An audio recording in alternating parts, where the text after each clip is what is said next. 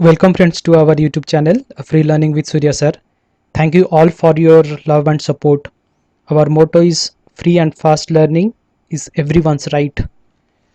Friends, today we'll learn about chapter 4 of CBSE class 7 science. Chapter 4 is about the topic heat. So friends, video को and तक देखिए. ये video बहुत interesting and informative होने वाला है. अगर पसंद आए तो हमारे चैनल को सब्सक्राइब, लाइक और शेयर करें.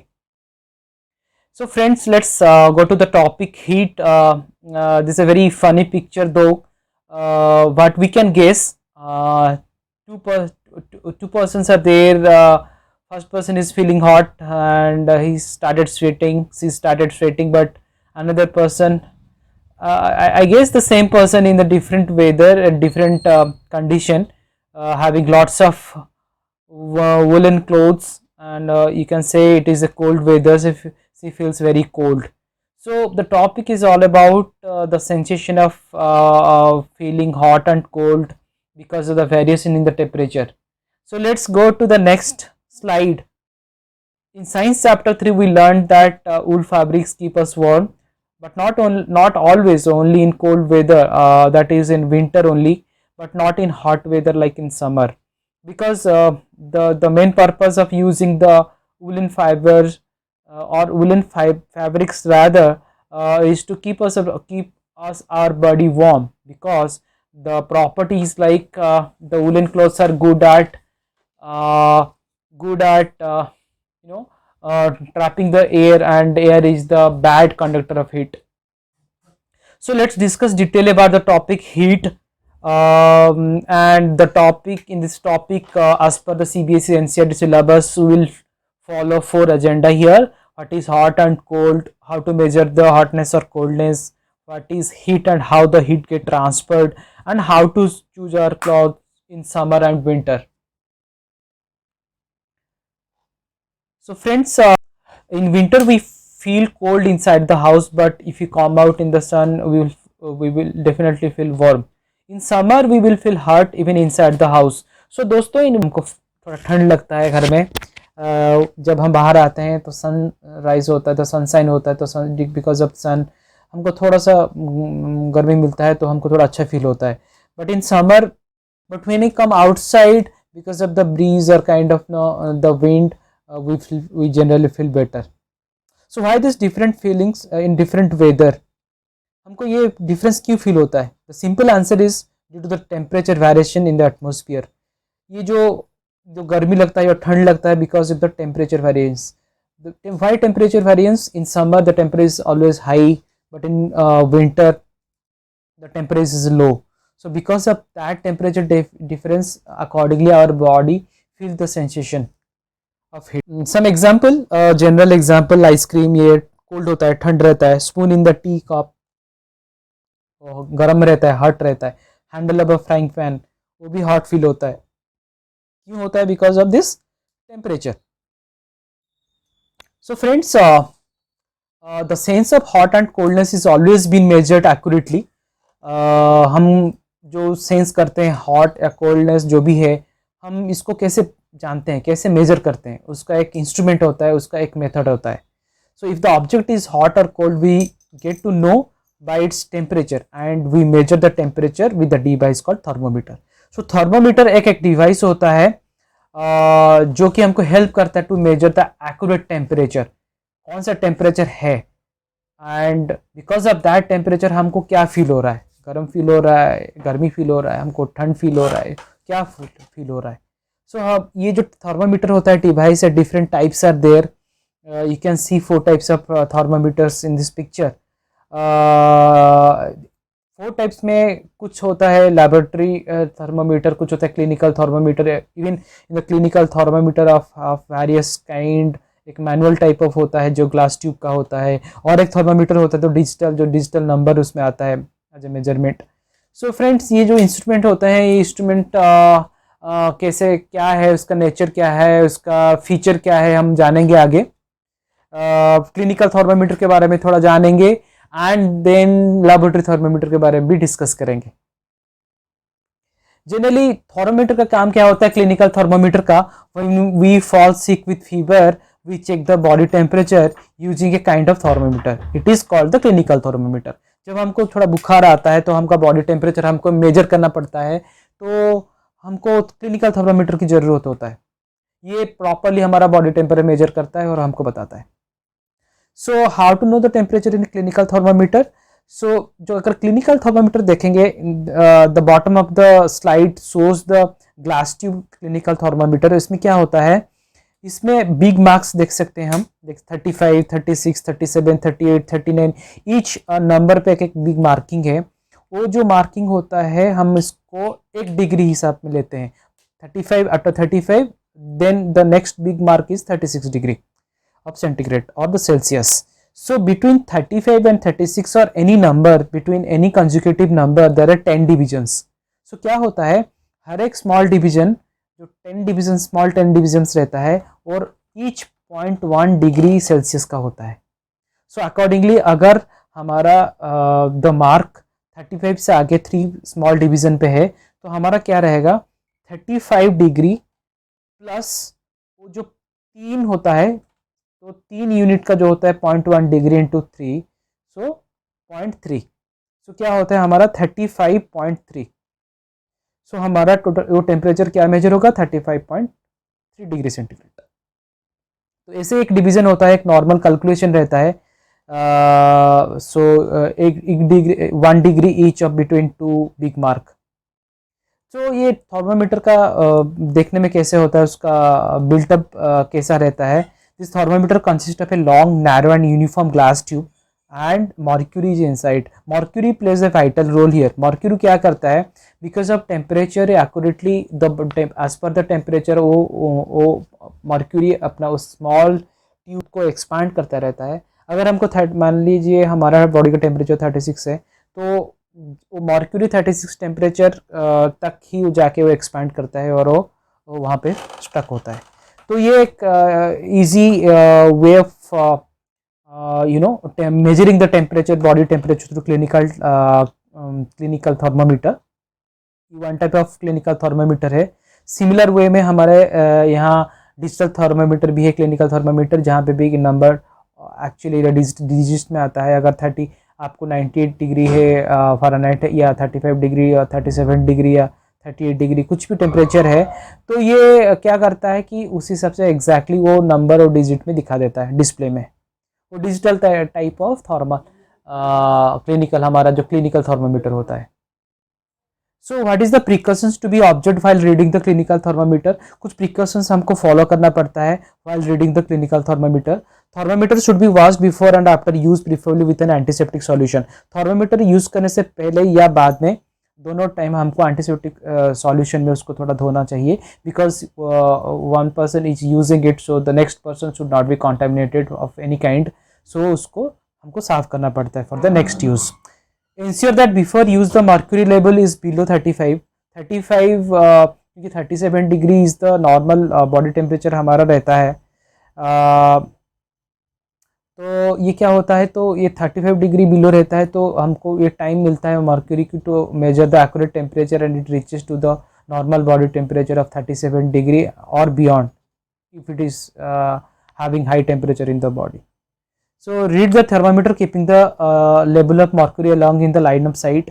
जब हम थर्मामीटर को रीडिंग लेते हैं कि कितना है, तो हम उसको अपना आई साइट के लाइन में रखना पड़ेगा, ताकि वो जो थिन लाइन ऑफ मर्क्यूरी है तो एग्जैक्टली कौन सा मार्कर पे है वो हम जान पाएंगे. Handle the thermometer with care. If it is hit against some hard object it can be broken. So हमको थर्मामीटर को थोड़ा हैंडल करना पड़ेगा, केयरफुली हैंडल करना पड़ेगा, बिकॉज इट इफ ये अगर हिट करता है किसी हार्ड ऑब्जेक्ट पे ये टूट सकता है. Don't hold the thermometer by the ball while reading it.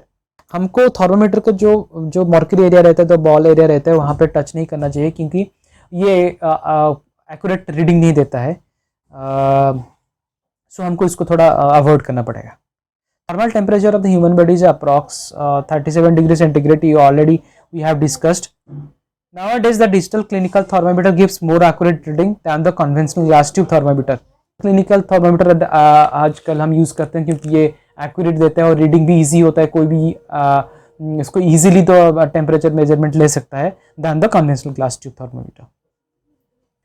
So another thermometer, let's discuss about another kind of thermometer, is called laboratory thermometer.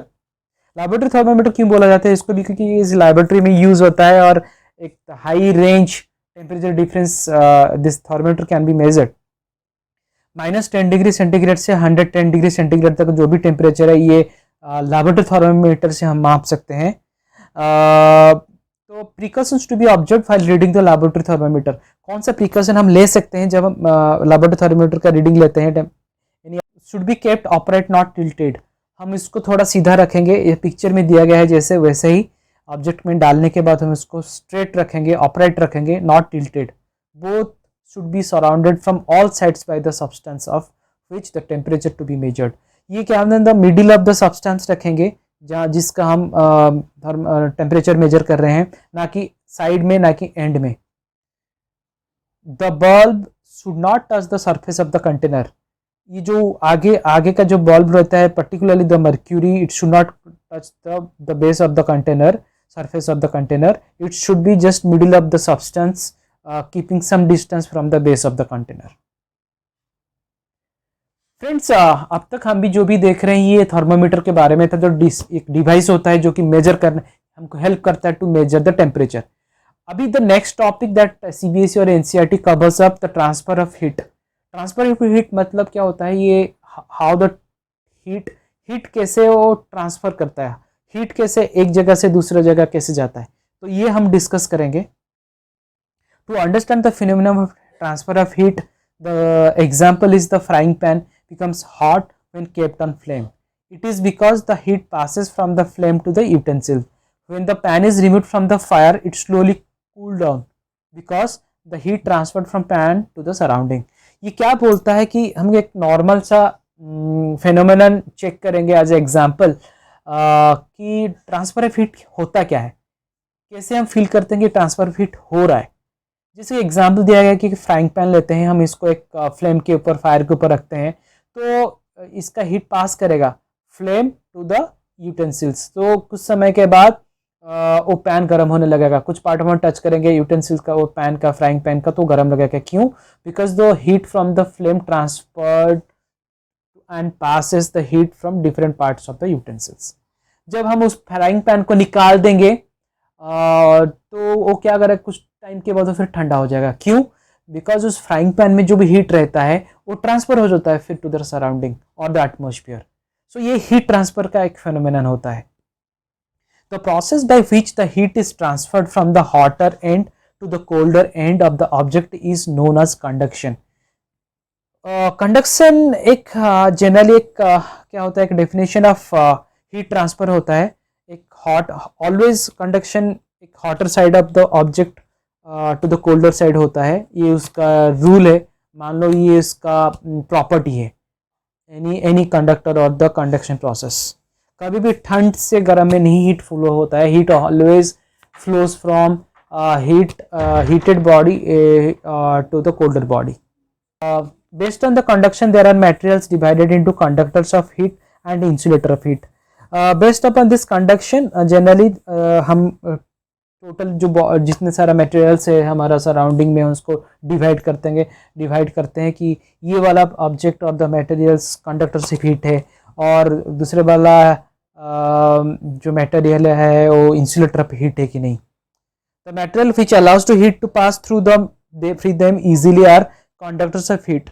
जैसे कि एग्जाम्पल बहुत सारा metals, copper, iron, aluminium, any metal if you take, it is a good conductor of heat. Heat यहाँ ये metal के through easily pass होता है, तो ये हम इसको क्या बोलते हैं, good conductors of heat.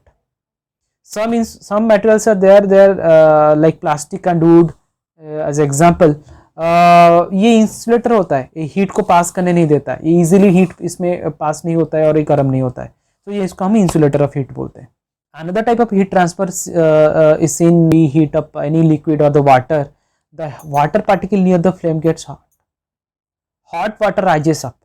The cold water from the up moves down the heated up. This process continues till the whole water or the liquid gets heated. So this mode of heat transfer is convection is the process. So क्या होता है, particularly in the liquids or any kind of liquids when heated up, उसका जो nearest to the flame उसका जो liquid और the water particle रहता है वो ऊपर की तरफ चला जाता है, because of it rises up, because it gets lighter when got heated up. So ऊपर की चला जाता है, ऊपर लेवल का जो भी वाटर पार्टिकल और द लिक्विड पार्टिकल रहता है वो भारी होता है, तो फिल करने के लिए वो पर्सन फिर नीचे आ जाता है। तो ये जो प्रोसेस पूरा चलता है इसको कन्वेक्शन बोलते हैं। So in this picture friends, convection, conduction and radiation is also another type of heat transfer, जो कि आगे हम डिस्कस करेंगे और देखेंगे। But 3 type of convection, conduction and radiation are the types of heat transfer that is covered up through CBSE or the NCERT syllabus. So friend, let's discuss about another type of heat transfer. The people living in coastal areas experience this phenomenon. During the day, the land gets heated faster than the water. The air over the land becomes hotter and rises up.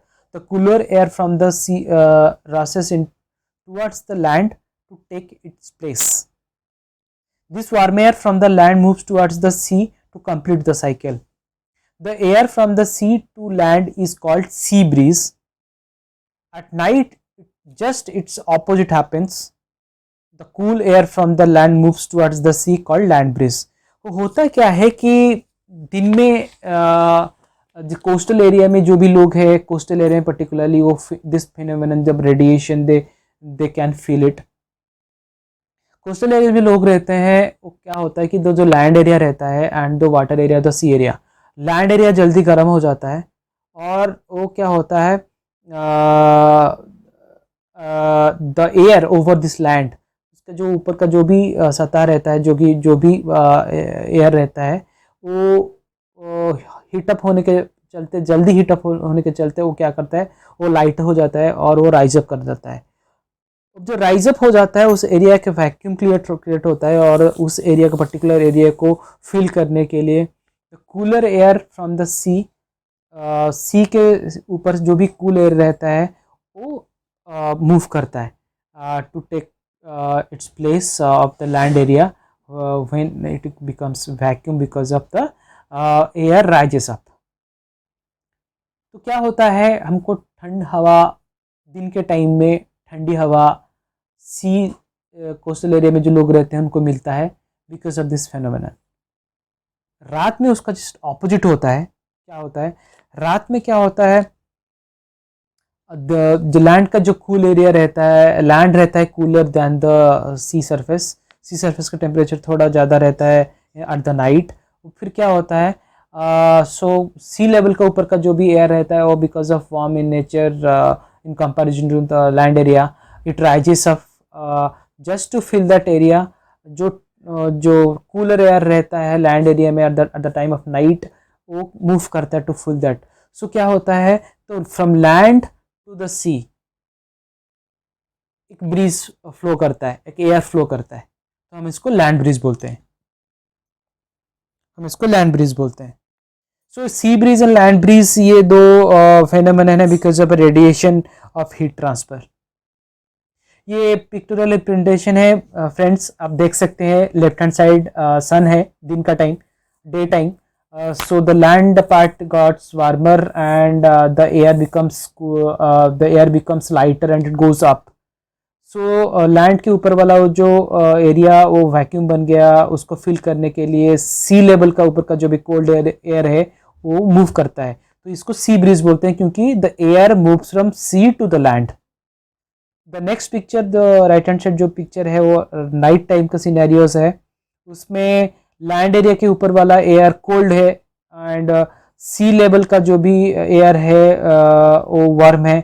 So warm वाला obviously rise up करेगा because of the लाइटरनेस।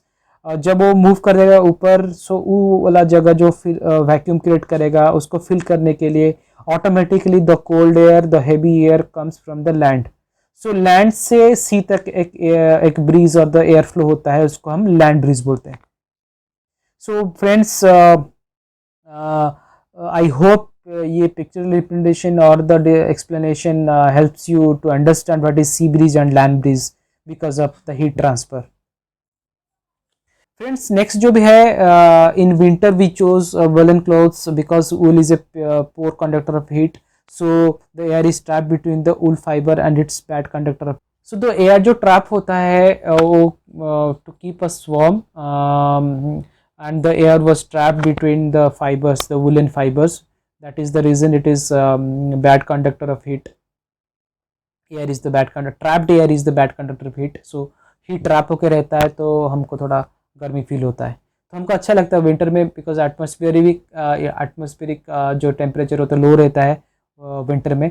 So woollen clothes हम जब पहनते हैं हमको थोड़ा अच्छा लगता है, वो गर्मी थोड़ा हमको हमारे सराउंडिंग रहता है, हमारे बॉडी में थोड़ा वार्म रखता है.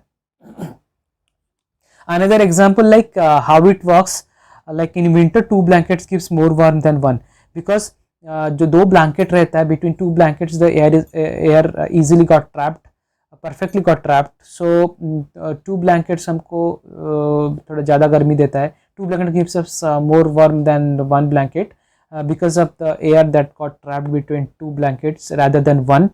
But in summer we need coolness to get rid of heat, so we choose light clothes so that the air can be passed and heat would not be trapped around the body. So I think friends, we are the end of this topic that is called heat of class 7th science chapter 4. Thank you for subscribing, sharing and liking our channel.